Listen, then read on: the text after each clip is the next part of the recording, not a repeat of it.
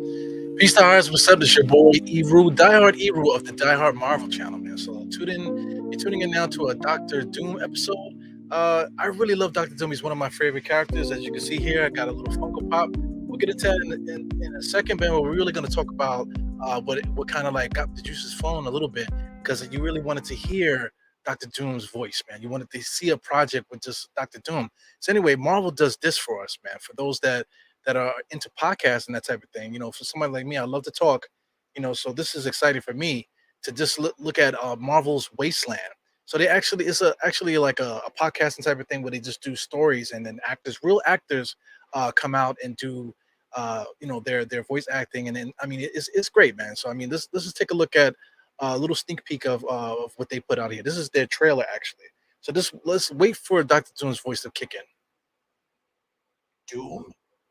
Doom sent you? I thought he was long gone. Dr. Doom, haven't you been following the news? He's dead. Doom is very much alive. Now, Very much alive. that is Doom awesome. is very much alive. Now I want you to hear that voice, man, because I have an actor that I want to play this character so bad, man. So I forgot to post the actual actor's name that did this, but I'll do it live right on the thing here. So this is Wastelands. I just might as well just say it. Wastelanders Doom. So I'm gonna see if I can pull up this actor really quick while I'm trying to tell the story here. But I mean, just listening to that voice alone, man, that to me, just it shows that that's the sound that Marvel wants to have for the character. And when I think of Doctor Doom, since he's my favorite character, I think about it all the time. When I think about him, that is the exact voice that I want to hear. So for those that are curious, he's being played by Dylan Baker in this audio series, man. So Dylan Baker, if you guys know him, he does a lot of voice work and stuff like that. He was in some recent stuff like, so he was in Selma. What else he was in? He was in The Inside Man, Hunters, The Resorts, a couple other different things too. Law and Order, of course, a bunch of different things that he's done. But just his voice acting and stuff like that. I just thought that he took, what I thought in my imagination would be, a good Doctor Doom. So I'll play it again really quick, just so you can hear it again, and then I'll get into who's the actor that I think should play this role here. So let me just rewind it a little bit just to give you a little. Very much alive. Oh my god. Doom is very much alive. Yo, I mean, it sounds like a genius. It sounds like a magician, and it sounds like just a raspy old man. Like a grumpy old man that's just upset about whatever. He's very strong, feels strong about his people, and the whole Doom bit, man. So I love it, man. So let's just get into who I think should play this guy. Yeah, man, this is Michael Shannon. So those that don't know, you should know him because he was in Man of Steel playing General Zod. So this is the guy I think that should play Doctor Doom. So right off the bat, this is just a regular picture of him. This is not nothing doctored. This is not from a movie or anything like that. But I could just see a metal mask attached to this guy's face, man. When it comes to Doctor Doom, Doctor Doom mask is stuck to his face. It's not something that he could just take off. And if he can take it off, his face is so mutilated. In the early on, like in the comic, his face was only slightly scarred, but it embarrassed him enough to put the mask on. But as his character developed and stuff like that, that mask got stuck to his face. So they can play into that, or they could just go into the straight metal mask stuck to the face thing here. But if it comes to like a metal mask, if it was a Doom mask, that would be to be matched somebody's real face, it would be this guy's face, man. He has a box head, and he's freaking awesome for those that follow him as an actor. So let's take a look at him in character with lighting and different things like that. This is from one of his films here. This is him in character, as you see on the screen. There's a lot of greens in the background too, so it plays in nicely to what I'm trying to say here. Look at the shadowing. Look at the craziness. Look at the eyes, man. For one thing that I want to say about Doctor Doom, since his face is going to be covered with a mask, you have to get his eyes correct. Whoever's playing him has to have menacing eyes. And I think this guy here is just absolutely incredible, man. He would be incredible as Doctor Doom. So, I mean, let's play some clips of him actually acting as Doom in Man of Steel. So here we go. Jarrell was right. You're a pack of fools, every last one of you.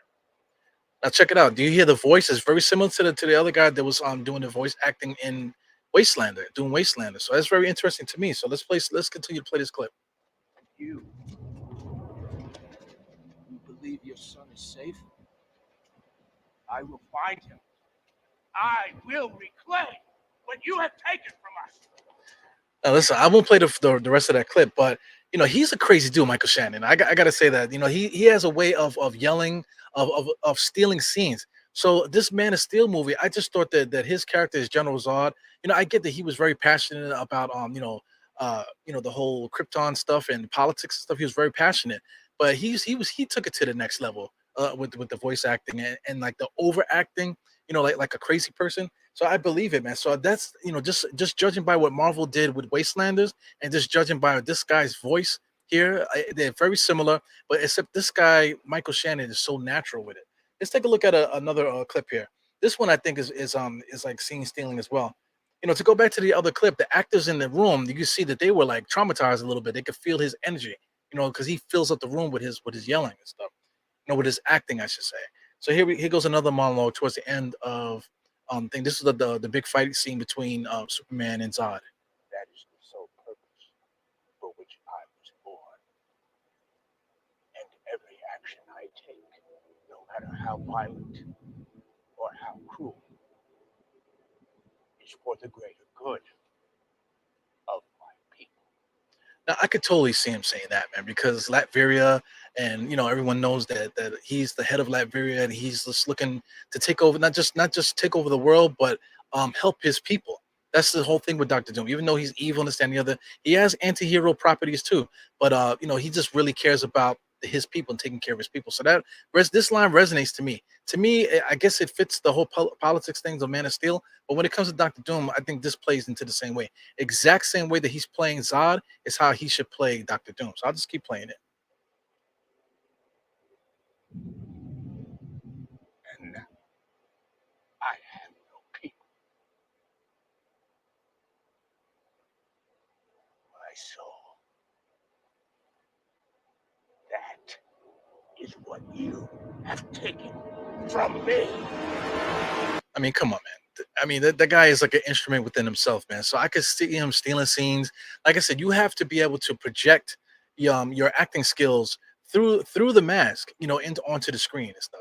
So as far as backdrop and music and things of that nature, I mean, absolutely for hip hop fans, as you guys see this the Marvel hip hop albums behind me there, you know, uh, you have to play Doctor, what's the name, MF Doom in the background at least once or twice when Doctor Doom makes an appearance, man. You absolutely have to do that. Just for the culture. You got to do it for the culture, man. But just the tenseful music with the brrrr, and then him talking like that. Like, oh my god, that is incredible. As a Marvel fan, I think that would be my dream. Up until this point, Marvel has done a fantastic job of casting.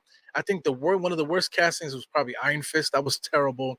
I can't really think of anything else as far as Marvel cinematic universe where they just missed a whole ball of the casting process, man. But they've done a great job picking great actors, picking perfect casting and stuff like that. So there's rumors right now with Ryan Gosling and that type of thing. I mean, Ryan Gosling said it out of his mouth that he would rather play Ghost Rider. And I think Ghost Rider and Ryan Gosling is like a match made in heaven as well. So if they decide to do a Ghost Rider story, I would love to see Gosling doing that because I mean that's perfect. This the way that he played any of his roles. The sequel to I can't remember the movie, man, but you guys know what I'm talking about with Harrison Ford. He did a sequel to that movie. He did really good in that. Just the way that he acts, that's perfect for Johnny Blaze. But as far as Doctor Doom, I think this guy Michael Shannon is perfect, man. So I'm not gonna take up any more of your time, man. But yo, I would like to show more of this Doctor Doom, man. But I got a green screen going on behind me, and that's really gonna mess up what's going on here. For anyone that is tripping out here, before we go, I'm actually sitting in Spider-Man's apartment. So Spider-Man is standing right behind me with the door open, man, letting the air in. But there he goes. There he goes. There. For anybody that's wondering who the hell is that behind me, it's freaking Peter Parker, man. Close the damn door, bro. Anyway, it's your boy Eru, Die Hard Marvel.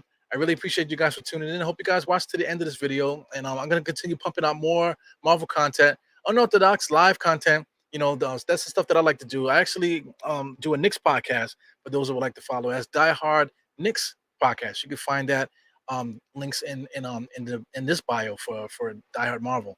But anyway, this your boy Eru, four fingers to the four, tucking the thumb salute, and I see you guys next time. Peace.